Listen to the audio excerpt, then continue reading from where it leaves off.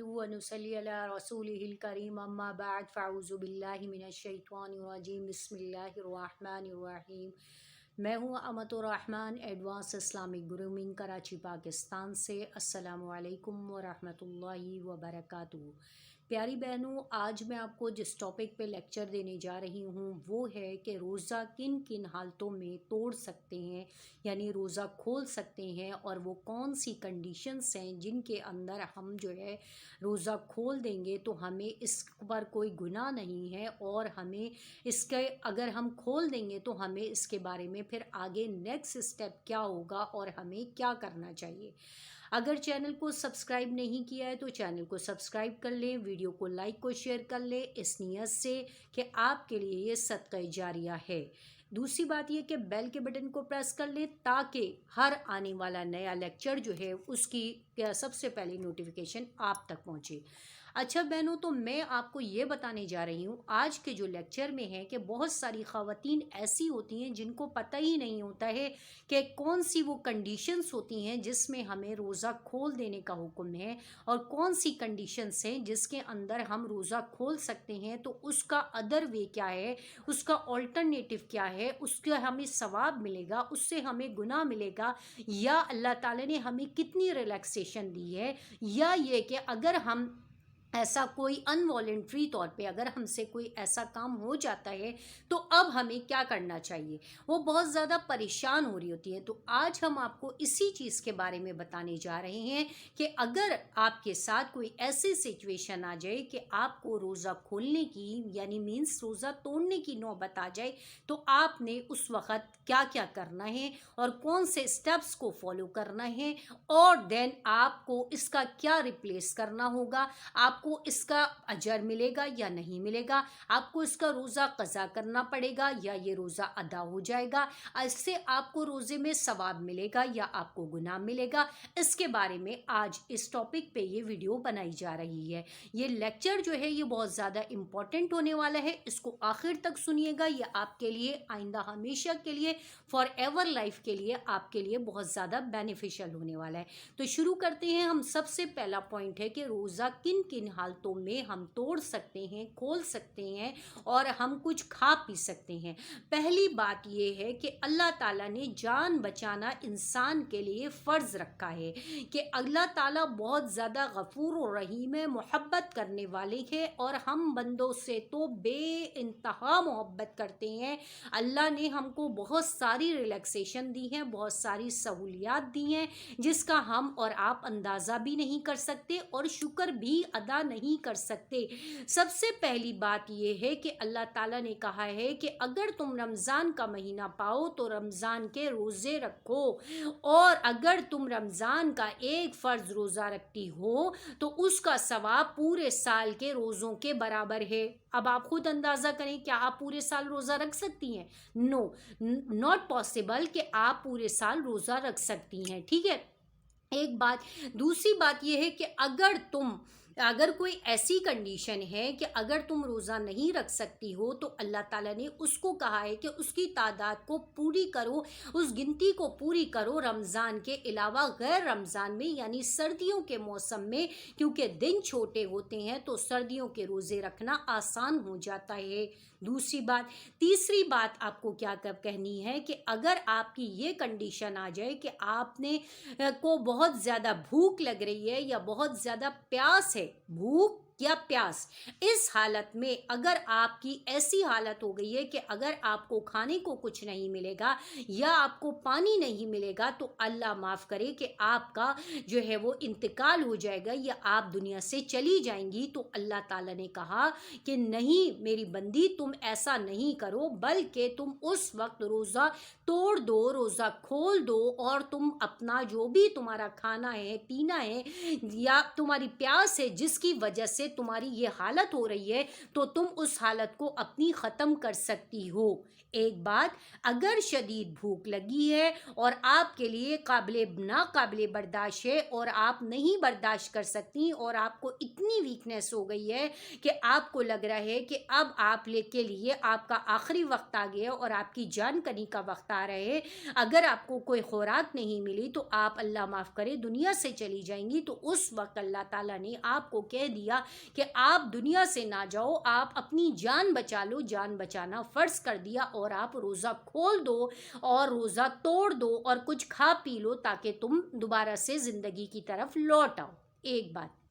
دوسری بات یہ کہ اگر پیاس کی شدت اتنی زیادہ ہے کہ آپ کے لیے ناقابل برداشت ہے اور آپ باوجود اپنی تمام تدابیر اور تمام ٹرکس کے اور تمام ٹپس کے آپ سب کچھ کر چکی ہیں، لیکن اس کے باوجود آپ کی پیاس ختم ہونے کا نام ہی نہیں لے رہی، آپ کی منہ کی ماؤتھ ڈرائنس ختم نہیں ہو رہی ہے، تو اب آپ نے کیا کرنا ہے کہ پانی پی لینا ہے اور روزہ توڑ دینا ہے۔ اس کے بعد آپ کے لیے کیا ہوگا کہ آپ نے کیا کرنا ہے، اپنی جان بچا لینی ہے، اپنی پیاس کو بجھا لینا ہے۔ دوسری بات۔ تیسری بات یہ کہ اگر آپ نے غلطی سے مطلب کھا پی لیا اور آپ کو یاد نہیں رہا کہ آپ نے کھا پی لیا ہے، تو یہ نہیں ہے کہ اس صورت میں آپ جو ہے دوبارہ سے ریپیٹ وہ عمل کریں گی کہ یار میں تو غلطی سے کھا پی لیا تھا۔ ٹھیک ہے، پہلی بار میں اللہ تعالیٰ نے بھول چوک اور نسیان کو معاف کیا ہے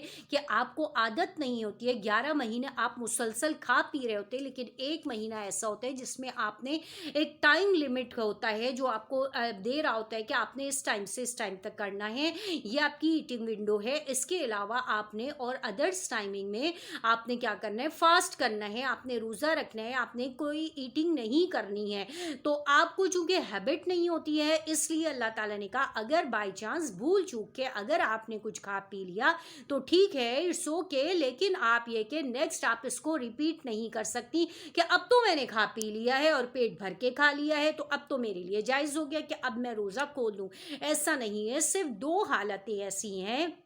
جس حالت میں آپ کو جو ہے روزہ توڑ دینے اور کھول دینے کا حکم ہے، بہت زیادہ شدید قسم کی بھوک اور بہت زیادہ شدید قسم کی پیاس ہے، تو اس حالت میں آپ روزہ توڑ دیں، آپ روزہ کھول دیں، اور اس کے علاوہ پھر آپ نے ایکسکیوز می پھر آپ نے کیا کرنا ہے، اس کا قضا روزہ ادا کر لینا ہے۔ اب قضا روزہ کب ادا ہوگا؟ جب رمضان المبارک ختم ہو جائے گا تو آپ نے سب سے پہلا کام عید کے بعد یہ کرنا ہے کہ جو اپنے پیریڈز کے جو روزے ہیں ان کے ساتھ ساتھ آپ نے سب سے پہلے اپنا یہ رمضان کا قضا روزہ جو ہے وہ آپ نے ادا کرنا ہے۔ ایک صورت، اگر آپ سمجھتی ہیں جیسے کوئی بوڑھی خاتون ہے یا کوئی بوڑھی ایسی ہیں جن کو کوئی شرعی عذر ہے، کوئی ایسی ٹپیکل ڈیزیز ہے کہ وہ روزہ نہیں رکھ سکتی ہیں اور مزید اور ان کے لیے انہوں نے شوق میں یا جذبے میں یا فرض سمجھ کر کے رمضان کا ہی روزہ رکھا تھا، تو اس صورت میں وہ کیا کریں گی کہ وہ اس روزے کا اب اگر وہ یہ سمجھتی ہیں کہ ان کی طبیعت بہت خراب ہو گئی ہے اور وہ آئندہ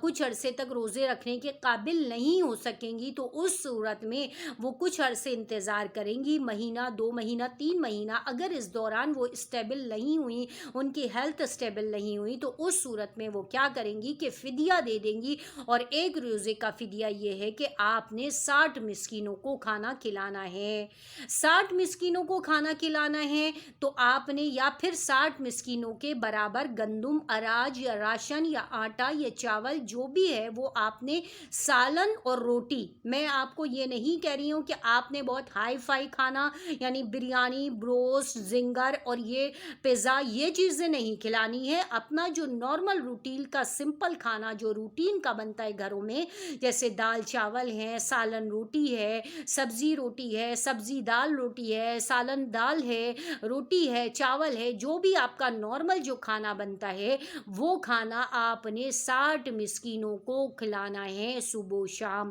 ایک بات